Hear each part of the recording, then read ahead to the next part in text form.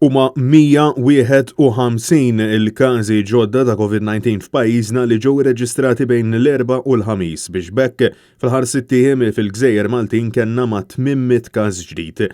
Din iċ-ċifra ttella għal 19,333 in-numru totali ta' persuni li ħadu l-virus f'Malta sa mill-bidu tal-firxa tal-pandemija fil-Gżejjer Maltin.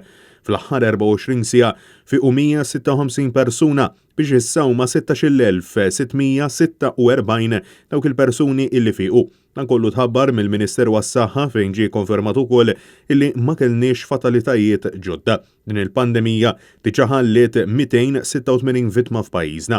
Il-każi attivi issa jammontaw għal 2,400 persuna.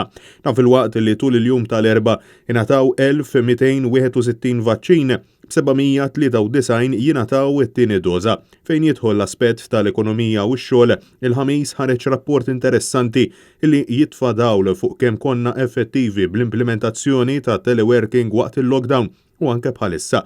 L-istudju mwettaq mill-Bank Ċentrali ta' Malta wera illi pajjiżna mhux qed juża bisħieħu bl-aktar mod effettiv il-ħidma mid-dar permezz tat-telework u fil-bidu tal-firxa tal-pandemija tal-COVID-19 f'pajjiżna kienu biss 33% l-impjegati li ħadmu mid-dar. Jekk wieħed jelimina t-tagħlim u l-edukazzjoni ta' wliedna mid-dar, din il-perċentwali tonqos għal ftit inqas minn 25%.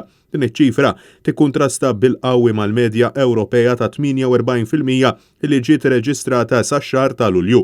Intant, mill-Ħamis fil-Gżejjer Maltin beda il-perjodu tal-Karnival, il-bogħod minn kif solitament nafuh wara li ġew ikkanċellati l-attivitajiet tal-massa bilan illi tingħata priorità lil saħħet il-poplu. Dan fil-waqt li l-Assoċjazzjoni għat-Turiżmu Fgħawdex saħħet illi il-multi introdotti fuq is-sidien illi jikru djarhom f'dawn il-jiem beżżaw il-kummerċ u saħħu illi tmiem din il-ġimgħa Fgħawdex jidher illi ser ikun wieħed daqs li kieku huwa weekend normali. L-Assoċjazzjoni saħħet illi fil-maġġor parti tal-każi kienu is-sidien stess illi ikkanċellaw il-bookings.